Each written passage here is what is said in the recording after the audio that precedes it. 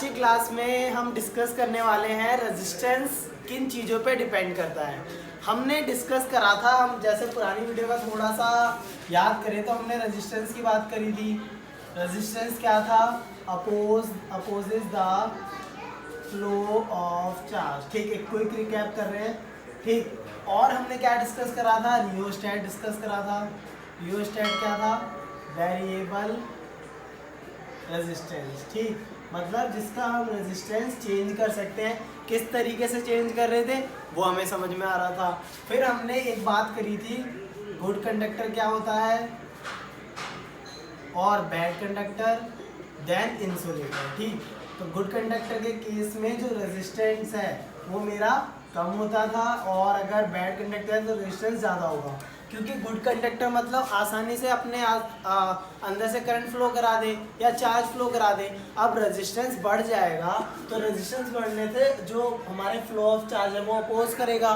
तो इसका मीन्स क्या कि गुड कंडक्टर में अगर रेजिस्टेंस कम होगा तो वो अच्छे से कंडक्टिविटी दिखाएगा, इसीलिए हम गुड कंडक्टर बोल रहे हैं। सेम चीज़ बैड कंडक्टर के साथ, अब उसका रेजिस्टेंस ज़्यादा है, चार्ज ऑफ फ्लो क्या है, ज़्यादा नहीं हो पाएगा, उसको अपोज करेगा, करंट उतनी ही कम स्पीड से जाएगा या उसका चार्ज फ्लो करने की टेंडेंसी कम हो जाएगी, तो वो बैड कंडक्टर है, ख़राब है। इंसुलेटर क्या, जो बिल्कुल रेजिस्टेंस उनका वेरी वेरी हाई होता है। ठीक, वेरी हाई का मीन्स क्या, अब ये क्या करेंगे कि इतना ज़्यादा रेजिस्टेंस कर देंगे कि हमारा फ्लो ऑफ चार्ज हो ही नहीं रहा, बिल्कुल भी कंडक्टिविटी नहीं है। इसका मीन्स या तो इनके अंदर इलेक्ट्रॉन नहीं होंगे या होंगे तो बहुत ही कम नंबर में होंगे, क्योंकि चार्ज ही नहीं फ्लो कर पा रहा तो कैसे वो आगे बढ़ पाएंगे। ठीक, तो कंडक्टिविटी क्या होती है, सबसे लोएस्ट होती है। ठीक, कंडक्टिविटी। अब देखो ये टर्म हमें समझ में आ गई। तो रेजिस्टेंस हमने और क्या देखा था कि ओम्स लॉ में V = IR होता है। अच्छा, अब मेरा रेजिस्टेंस इंक्रीज करेगा तो पोटेंशियल डिफरेंस इंक्रीज कर रहा है, और मैं I को लिखूँ तो V/R, कि अगर मैं रेजिस्टेंस इंक्रीज करूँ तो मेरा करंट उतना ही कम हो जाता है, क्योंकि I और R क्या थे, इनवर्सली प्रोपोर्शनल। ठीक, ये सब बातें हमने डिस्कस करी थी। अब हम आगे देखते हैं जो रेजिस्टेंस है और किन चीज़ों पे डिपेंड करता है। देखो ये जो टर्म्स थे, ये सब टर्म्स बताने के लिए थे कि मेरा जो गुड कंडक्टर है वो रेजिस्टेंस कैसा है, और साथ के साथ जो बैड कंडक्टर है उसमें कैसे रेजिस्टेंस की वैल्यू है या क्या रेजिस्टेंस होगा। अब हम देखते हैं कि रेजिस्टेंस जो वर्ड आया वो किस चीज़ पर डिपेंड कर रहा है और रेजिस्टेंस है ही क्यों। ठीक, तो कुछ टर्म देखते हैं यहाँ पर, जैसे मैंने यहाँ पे लेता हूँ। ठीक, तो resistance opposite the flow of charge. तो हम सबसे पहले चीज़ देखते हैं कि वो किस पर डिपेंड करता है, लेंथ ऑफ कंडक्टर। ठीक, इसका मीन्स क्या कि ये ऑब्जर्व करा गया कि अगर मैं कंडक्टर की लेंथ इंक्रीज करता हूँ तो उसका रेजिस्टेंस बढ़ जाता है। कैसे? इस तरीके से समझो कि जैसे ये मेरा रेजिस्टेंस है। ठीक, ये एक कोई कंडक्टर होगा। ठीक, अब ये अपोज तो करता है, opposite the flow of electric charge. इसका मतलब ये नहीं कि फ्लो करने नहीं देगा, फ्लो करने देगा, लेकिन करंट की जो वैल्यू है वो कहीं ना कहीं कम होगी, जो यहाँ पर होगी मान लो I1, और जब वो इसमें से निकलेगी तो वो I2, वो कहीं ना कहीं क्या हो जाएगी, कम हो जाएगी। ठीक है, ये बात ऐसे समझ लो।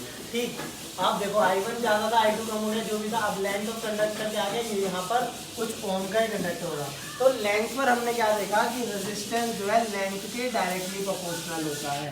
ठीक, रेजिस्टेंस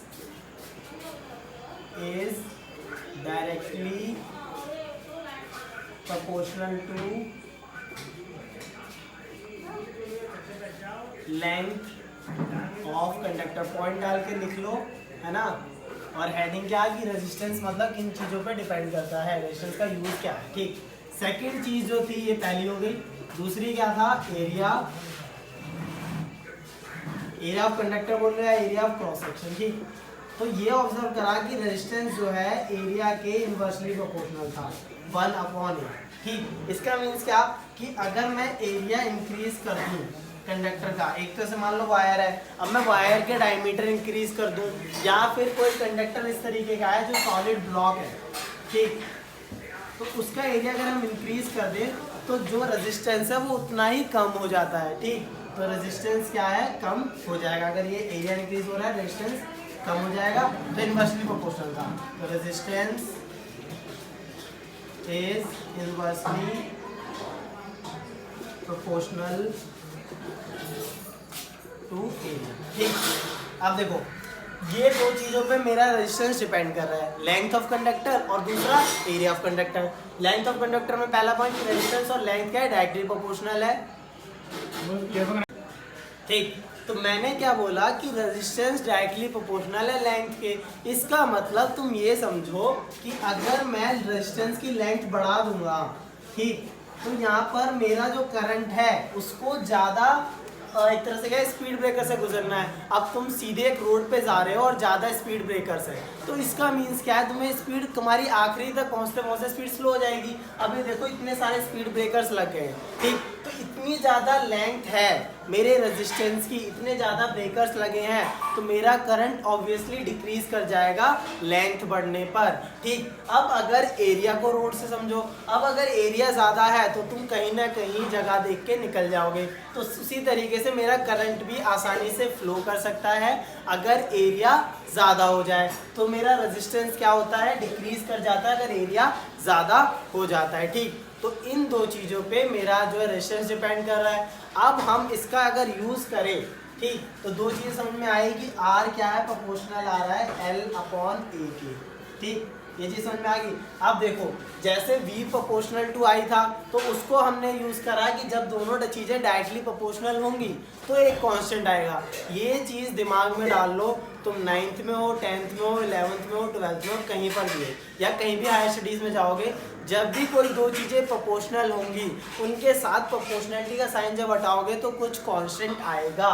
ठीक, तो उसी कांस्टेंट को हम यहाँ पर रो L बाय ए, ये रो है मेरा कांस्टेंट ऑफ प्रोपोर्शनैलिटी। ठीक, अब ये कांस्टेंट जैसा हमारा ओम्स लॉ में आया था कि पोटेंशियल डिफरेंस डायरेक्टली प्रोपोर्शनल है करंट के, तो रेजिस्टेंस आया मेरा कांस्टेंट। सेम यहाँ पर रेजिस्टेंस जो है लेंथ और एरिया के क्या है, लेंथ के डायरेक्टली प्रोपोर्शनल, एरिया के इनडायरेक्टली प्रोपोर्शनल। रोड का एग्जाम्पल ध्यान में रखना, रटने की ज़रूरत नहीं है, एग्जाम टाइम में आसानी से तुम्हें याद आ जाएगा। ठीक, तो R equal to rho L by A आ गया। ठीक, तो रो मेरा क्या है, रेजिस्टिविटी। अब हम रो को डिस्कस करते हैं क्योंकि लेंथ और एरिया समझ में आ गया आसानी से। ठीक, आगे देखते हैं। हाँ समझ में। ठीक, तो हमारे पास मैंने क्या डिस्कस करा, रेजिस्टेंस डायरेक्टली प्रोपोर्शनल है लेंथ के, इनवर्सली प्रोपोर्शनल है एरिया के। ठीक, तो ये जब चीज समझ में आई तो मैंने बोला जब कांस्टेंट का साइन हटेगा तो मेरे पास आएगा एक कांस्टेंट रो L बाय ए। ठीक, इसको मैंने बोला रो। ठीक, रो ऐसे लिखना दिखाता है, अभी समझो रो का मतलब जो भी है। ठीक, तो इसको मैं बोलता हूँ रेजिस्टिविटी। ठीक, अब जैसे रेजिस्टेंस था वैसी है रेजिस्टिविटी, मतलब कि क्या, अब जैसे हिंदी में समझो कि रेजिस्टिविटी मतलब कि रोकने की ताकत। ठीक है, मतलब जो नेचर है कि क्या उस कंडक्टर की ताकत है कि वो करंट को रोक सकता है। ठीक, ऐसे समझो। ठीक, तो मैंने क्या लिखा, nature of material of the conductor. ठीक, तो रेजिस्टिविटी एक्चुअल में क्या है, जो नेचर है मेरे कंडक्टर के मटेरियल का वो है। ठीक, अब देखो अलग अलग कंडक्टर का अलग अलग नेचर होता है। ठीक, देखो अभी हम रेजिस्टिविटी की बात कर रहे हैं, तो रेजिस्टिविटी में रो सिंबल क्या है, ये। ठीक, अब इस रेजिस्टिविटी का दूसरा नाम क्या है, स्पेसिफिक रेजिस्टेंस। ठीक है, सब एक करके समझेंगे। ठीक, तो मटेरियल ऑफ कंडक्टर का मतलब क्या है कि अगर मैं यहाँ पर कुछ चीजें ले लूँ, जैसे मान लो मैंने ले लिया आयरन रॉड, ठीक, प्लास्टिक, ओके, और ले लिया रबर, मान लो ले लिया वैक्स, और हम ले लें कॉपर एलॉय। ये मैंने कुछ मटेरियल कंडक्टर लिए हैं। ठीक, अब हम ऑब्जर्व क्या करते हैं, पहले हम जो हमने डेली लाइफ में ऑब्जर्व करा है वो सीखते हैं। आयरन क्या है, कंडक्ट करता है इलेक्ट्रिसिटी को, हमें पता है आयरन रॉड कंडक्ट करती है। प्लास्टिक नहीं करता, रबर भी नहीं करती, वैक्स भी नहीं करता, कॉपर करता है, एलॉय भी कुछ करते हैं। ठीक, तो ये हमने डेली लाइफ में ऑब्जर्व करा है, आयरन रॉड करता है, प्लास्टिक नहीं करता, रबर भी नहीं करता, वैक्स भी नहीं करता, कॉपर करता है, एलॉय भी करता है। ठीक, अब देखो ये जब ये चीज़ें तुमने कंडक्टर की समझी तो इसमें क्या चीज़ आ रही है कि कुछ क्वालिटी है किसी कंडक्टर की, वो दिखाएगी या वो बताएगी कि मेरा जो करंट है उससे पास होगा या नहीं होगा, या दूसरी लैंग्वेज में कहें जो कि चार्ज है कि उससे पास होगा या नहीं होगा। तो वही चीज़ क्या है, ये रेजिस्टिविटी बताती है। ठीक। तो यानी कि आयरन रॉड की रेजिस्टिविटी क्या होगी, कम होगी। क्यों कम होगी, क्योंकि रेजिस्टिविटी क्या है एक्चुअल में, करंट पास करने की उसमें जो ताकत है जो भी है। अब अगर आयरन रॉड की रेजिस्टिविटी कम होती है तो ये कंडक्टिविटी इसकी अच्छी होगी। ठीक है, दो टर्म यहाँ पे समझो, एक रेजिस्टिविटी एक कंडक्टिविटी। ठीक, अब कंडक्टिविटी क्या है कि जो पास कर दे आसानी से, इसका जस्ट बॉडी ये रोकने की है और ये क्या होगी, पास करने की। ठीक, अब देखो आयरन रॉड की रेजिस्टिविटी कम होगी, प्लास्टिक की रेजिस्टिविटी ज़्यादा होगी, रबड़ की भी ज़्यादा होगी, वैक्स की ज़्यादा होगी, कॉपर की कम होगी और एलॉय की भी कम होगी, तभी तो ये कंडक्ट कर रहे हैं। ठीक, तो इनके जो मटेरियल है, इन तीनों के जो ये कंडक्ट कर रहे हैं, इसका मीन्स इनकी रेजिस्टिविटी कम है। अब इसका जो ऑर्डर देखा गया है ना, ठीक, अब देखो कि इनका हमने रेजिस्टिविटी निकाली तो इनकी रेजिस्टिविटी आई 10⁶ से 10⁻20 ओम मीटर। ठीक है, अच्छा अब ये ओम मीटर लिखा है तो मैंने समझो कि अब मेरा पास फॉर्मूला था R = ρL/A। अब कोई तुमसे पूछ ले कि ऐसा यूनिट क्या होगी, रो की। ठीक है, तो यूनिट निकालने का ध्यान में क्या रखना है, बाकी चीज़ों की तुम्हें पता है। अच्छा बताओ रेजिस्टेंस की क्या थी, बताया था मैंने, ओम होती है। तो रेजिस्टेंस की ओम इंटू एरिया मल्टीप्लाई में जाएगा तो एरिया की मीटर स्क्वायर होती है और लेंथ की मीटर होती है। समझ में आता है ये? ठीक, तो मीटर से मीटर कैंसिल, तो रेजिस्टेंस की यूनिट क्या है, सॉरी रेजिस्टिविटी की आ गई ओम मीटर। ठीक, ओम मीटर ये होती है ऐसा यूनिट रेजिस्टिविटी की। ठीक, तो इसकी वैल्यू जो है हम ओम मीटर में बताते हैं। देखो इसी 10⁶ 10⁻20 में रेजिस्टिविटी की वैल्यू है। ठीक, अब थ्योरी से तुमने क्या सोचा, जो एक्सपेरिमेंट डे लाइफ में ऑब्जर्व करा है कि हाँ ये ऑब्जर्व करा है कि प्लास्टिक और वैक्स ये सब कंडक्ट नहीं करते इलेक्ट्रिसिटी, लेकिन आयरन करती है। तो उसका हमने देखा तो रेजिस्टिविटी इनकी आई थी 10⁻⁻6 10⁻⁻2, मतलब बहुत ही कम है, 0.00, मतलब एकदम रोकने की जो पावर है या कम है वो बहुत ही कम है, यानी कि कंडक्टिविटी आसानी से हो जाती है। अब अलग अलग जो हमारे मेटल्स हैं उनकी अलग अलग कंडक्टिविटी है। हम जो वायर्स यूज़ करते हैं वो कॉपर वायर्स यूज़ करते हैं। ठीक, तो अगर हम एलिमेंट्स या जो हमारे पास मेटल्स है, देखो बात में ये समझ में आनी चाहिए, मेटल्स क्या होते हैं, गुड कंडक्टर होते हैं। 9th क्लास में तुम पढ़ के आए हो। ठीक, क्योंकि इनमें क्या है, सी ऑफ इलेक्ट्रॉन्स का कंसेप्ट है, आसानी से इलेक्ट्रॉन ये लूज कर देते हैं तो ये गुड कंडक्टर होते हैं। ठीक, तो ये ध्यान में रखना, मेटल्स गुड कंडक्टर है ना। अब एक और चीज तुमने पढ़ी कि सिल्वर क्या होता है, सबसे बेस्ट कंडक्टर है। ठीक है, बेस्ट कंडक्टर ऑफ इलेक्ट्रिसिटी जो हमारे पास है अभी। लेकिन अब सिल्वर का क्या हम यूज कर सकते हैं वायर, तो तुम्हें पता है नहीं यूज कर सकते। कई चीजें हैं कि जो सिल्वर है वो आसानी से मेल्ट कर सकता है, कंडक्टिविटी बहुत अच्छी है नो डाउट, लेकिन और ये एक्सपेंसिव भी है, तो हम वायर्स में तो यूज़ नहीं कर सकते क्योंकि कई किलोज ऑफ वायर एक वायरिंग में लग जाते हैं। ठीक, उसके बाद सेकंड बेस्ट आता है कॉपर। ठीक, तो हम कॉपर के वायर यूज़ करते हैं, हमारी डेली जो हमारी लाइनिंग है या इलेक्ट्रिंग करते हैं तो इसमें वायरिंग में हम यूज़ करते हैं। ठीक, तो हमने कॉपर की क्या क्वालिटी देखी होगी, एक कि ये बहुत कम रिएक्ट करता है, दूसरा इसकी जो रेजिस्टिविटी होगी वो चीज़ क्या होगी, कम होगी, यानी कि स्पेसिफिक रेजिस्टेंस या रेजिस्टिविटी का दूसरा नाम स्पेसिफिक रेजिस्टेंस कम होगा, तभी तो आसानी से ये रेजिस्ट कर मतलब कंडक्ट करेगा। और हमने स्विच ऑन करा, लाइट तुरंत जल जाती है। ठीक, तो ये गुड कंडक्टर हो गया हमारा कॉपर। और चीज़ क्या, अब हम आयरन यूज़ कर सकते हैं, हाँ बिल्कुल कर सकते थे, लेकिन आयरन की बात हम करें तो आयरन हमें पता है कि इसमें कोरोजन होता है। फर्स्ट चैप्टर याद करो कि कोरोजन हो जाता है कई बार, तो कोरोजन हो सकता है या फिर ऑक्सीजन से भी रिएक्ट करता है, ऑक्साइड्स बनाता है, बहुत सारी चीज़ें, तो इसलिए आयरन को यूज़ करना फिजिबल नहीं लगा। अब कॉपर जो है लेस रिएक्टिव है, क्योंकि जो रिएक्टिविटी सीरीज ऑफ मेटल्स देखोगे तो कॉपर जो है नीचे आ रहा होगा आयरन से, तो इसका यूज़ इसीलिए हमने कॉपर की वायरिंग में किया है। तो जो ये अलग अलग मटेरियल हम यूज़ कर रहे हैं कि इसका डायमीटर चेंज कर रहे हैं,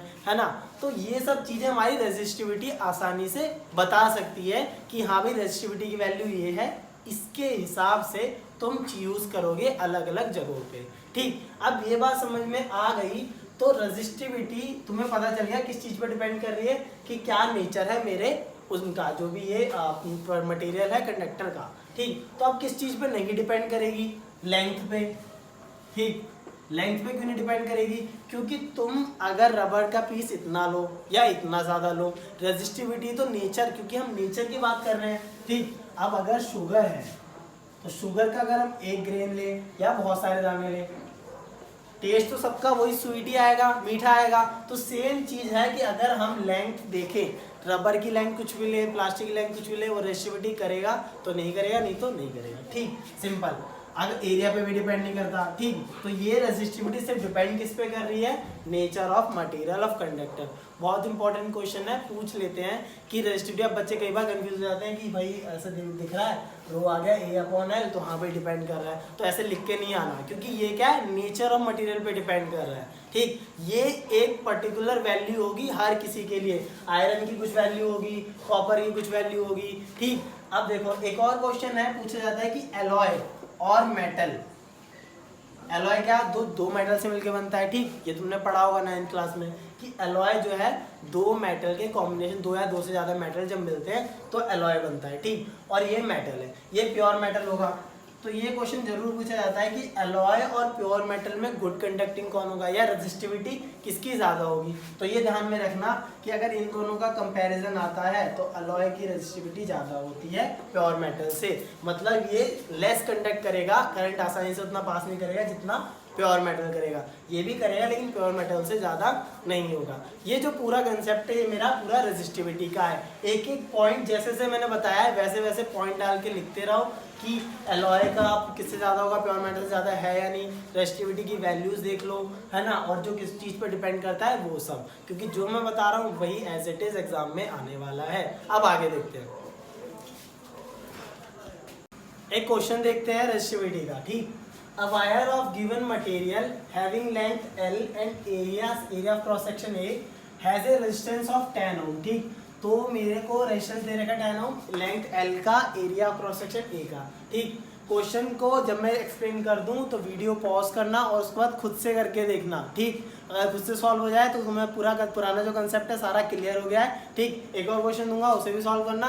ठीक है, पहले इसे देखो, what would be the resistance of another wire of same material. ठीक, अब देखो सेम मटेरियल है, क्वेश्चन समझो, सेम मटेरियल मतलब रेजिस्टिविटी सेम होगी, जो रो की वैल्यू है वो सेम होगी।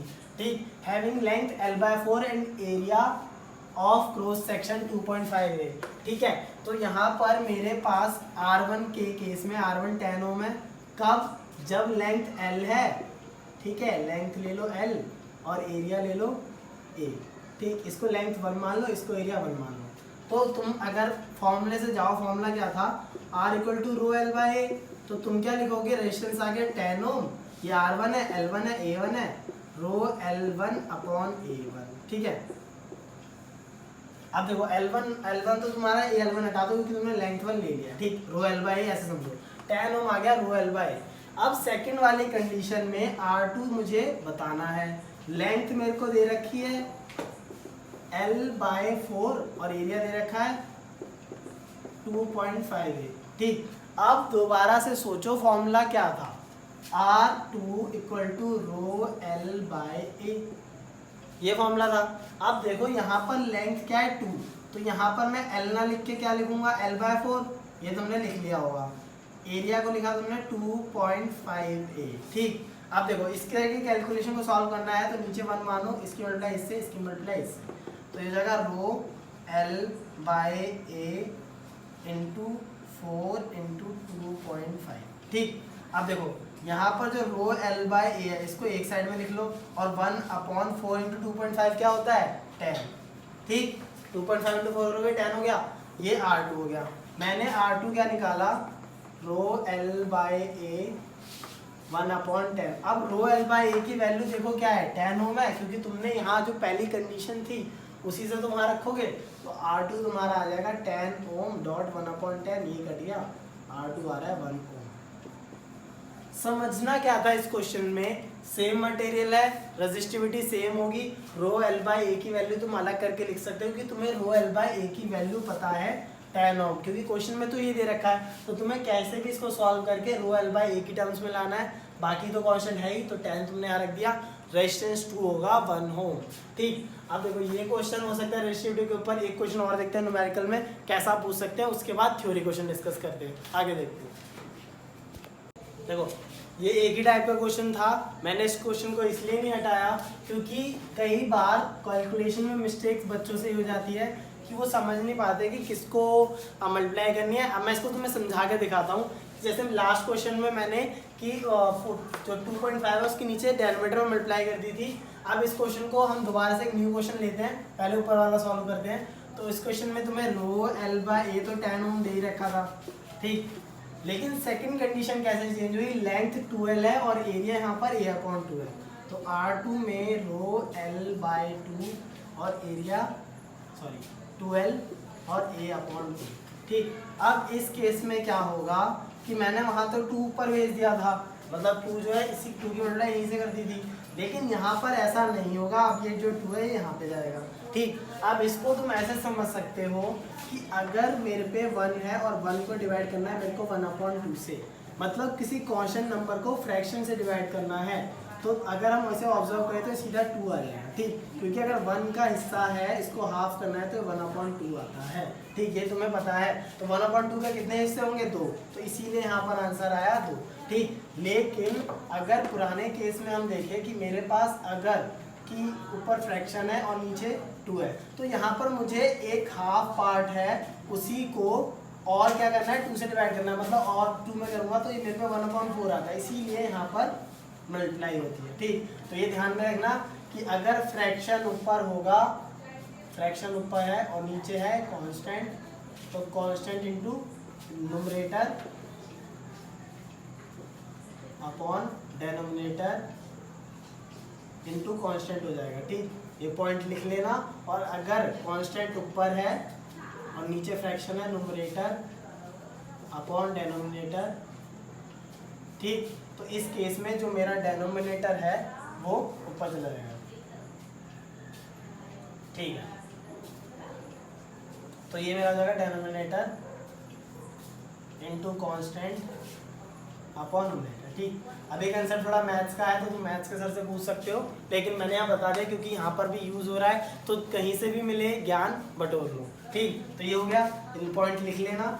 अब क्वेश्चन पे आते हैं। तो ये मेरा R2 हो गया, रो एल बाय ए 4 हो गया, ठीक। अब ये मेरा 4 आ गया, तो रो एल बाय मेरा क्या था 10 ओम, इंटू 4 करूँ तो आंसर आ जाएगा 40 ओम, ठीक। इसी तरीके के बोर्ड के भी क्वेश्चन आने वाले हैं, बोर्ड्स में भी सेम टाइप के क्वेश्चन डायरेक्ट आते हैं। बस तुम्हें एल बाय ए की जगह यहाँ पे 10 ओम है, वहाँ कुछ और ओम की वैल्यू होगी, लेंथ एल में चेंज जो अलग होगा, ठीक। तो इस टाइप के क्वेश्चन अच्छे से समझ लेना, ठीक। अब देखते हैं resistance of a metal wire of length 2 metre, ठीक। अब इस क्वेश्चन को हम देखें कि रेजिस्टेंस दे रखा है, ठीक। रेजिस्टेंस दे रखा है 30 ओम, लेंथ दे रखी है मेरे को 2 मीटर, ओके। टेम्परेचर दे रखा है। अब इसमें टेम्परेचर देने का मतलब क्या है कि मैंने आपसे बात करी रेजिस्टिविटी लेंथ पे डिपेंड नहीं करती और एरिया पर भी रोक, हाँ। तो रेजिस्टेंस मुझे दे रखा है 30 ओम और लेंथ 2 मीटर, ठीक।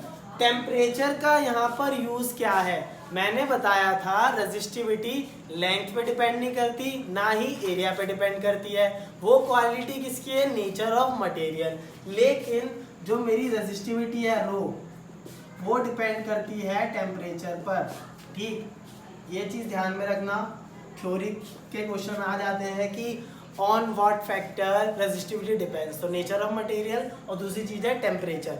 टेम्परेचर पे कैसे डिपेंड करती है कि तुम्हें क्या पता है कि मेटल जो है अगर मैं उसे हीट करूं तो तुम्हें पता है कि वो मेल्ट कर जाएगा, सॉलिड से मान लो मोल्टन स्टेट में आ गया, तो मोल्टन स्टेट में रेजिस्टिविटी कम होती है। इस चीज़ को ऐसे समझो कि अगर मेटल में इलेक्ट्रॉन नहीं जा पा रहे, वो रेजिस्ट है, लेकिन जैसे ही वो फ्लो करने लगेंगे तो साथ में इलेक्ट्रॉन भी फ्रीली मूव करेंगे, तो मेरी रेजिस्टिविटी बढ़ जाएगी, ठीक है। टेम्परेचर बढ़ाने से रेजिस्टिविटी बढ़ जाती है, इस कंसेप्ट को ऐसे देख लो।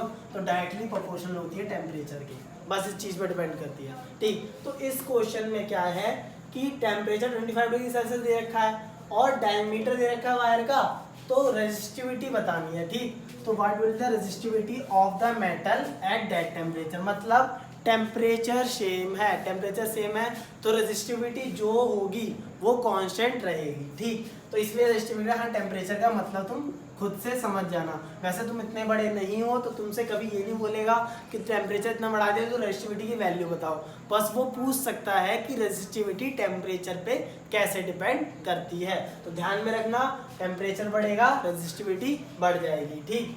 उसको एक्सप्लेन कैसे करोगे, मोल्टन स्टेट में चला जाएगा मेटल, मोल्टन स्टेट में क्या है आसानी से फ्लो कर सकता है, तो सेम हमारे इलेक्ट्रॉन या चार्जेस जो है फ्लो कर सकते हैं। ठीक, क्वेश्चन पे आते हैं।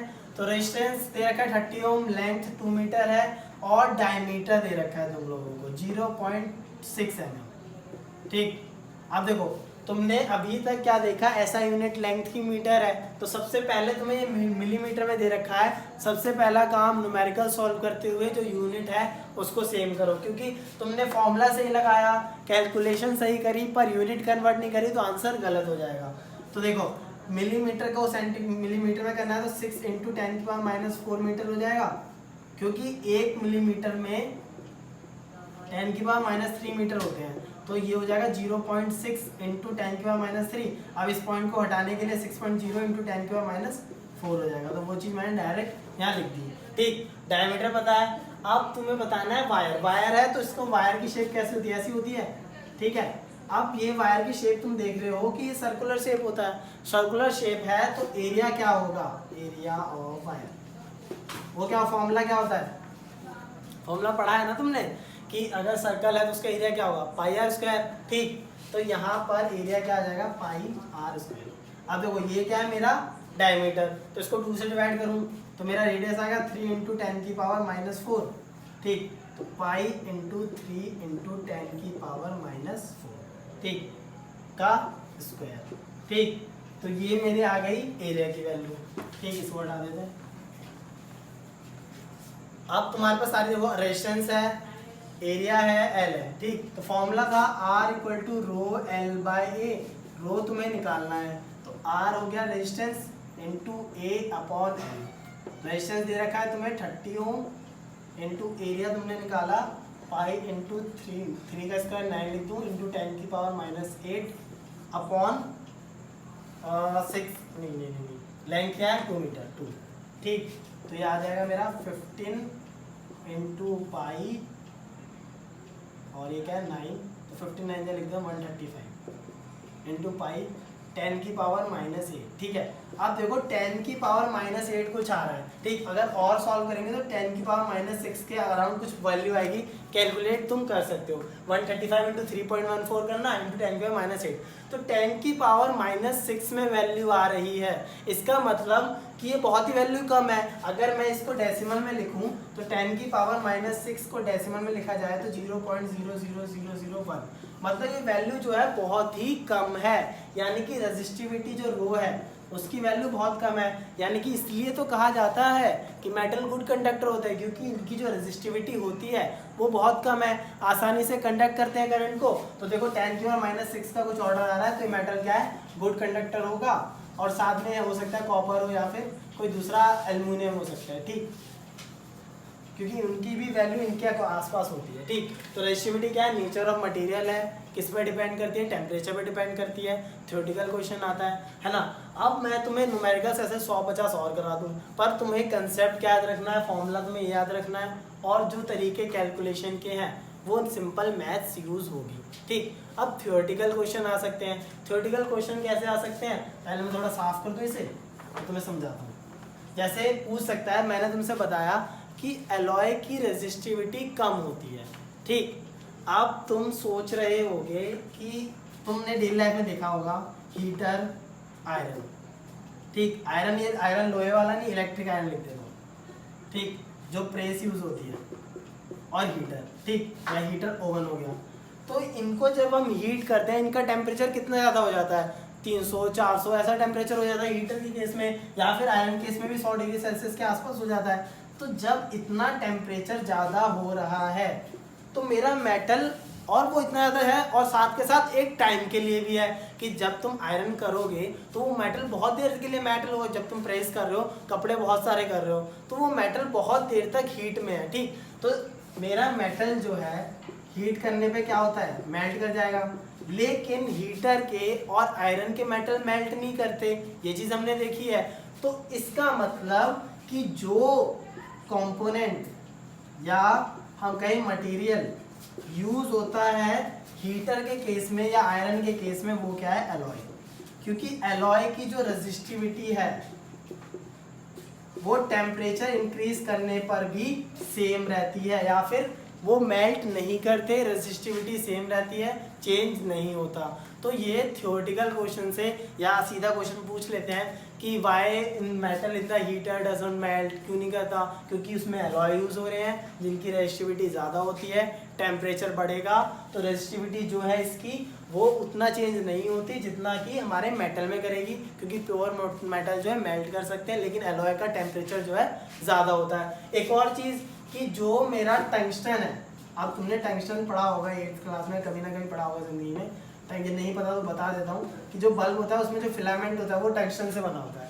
अब जब बल्ब ग्लो करता है तो इसका टेम्परेचर कुछ 500 या 1000 मान लो, इतना तक रहता है, लेकिन हमें पता है कि टंगस्टन जो है 6000 डिग्री सेल्सियस तक बियर कर सकता है। मतलब इतना टेम्परेचर तुम बढ़ा दोगे तब जाके कहीं ये मेल्ट करेगा। तो टंगस्टन भी एक ऐसा मेटल है जिसकी रेजिस्टिविटी ज़्यादा है और वो इतना आसानी से मेल्ट नहीं कर सकता, एलॉय के रूप में यूज़ हो सकता है। इसका यूज़ तुम समझ जाओगे कि एलॉय है तो रेजिस्टिविटी ज़्यादा होगी, तो मेटल की तरह ये मेल्ट नहीं करेंगे। थ्योरेटिकल क्वेश्चन ऐसे आएंगे, न्यूमेरिकल्स मैंने करा दिए, तो रेजिस्टिविटी का टॉपिक पूरा क्लोज हो गया। अब नेक्स्ट क्लास देखते हैं टॉपिक।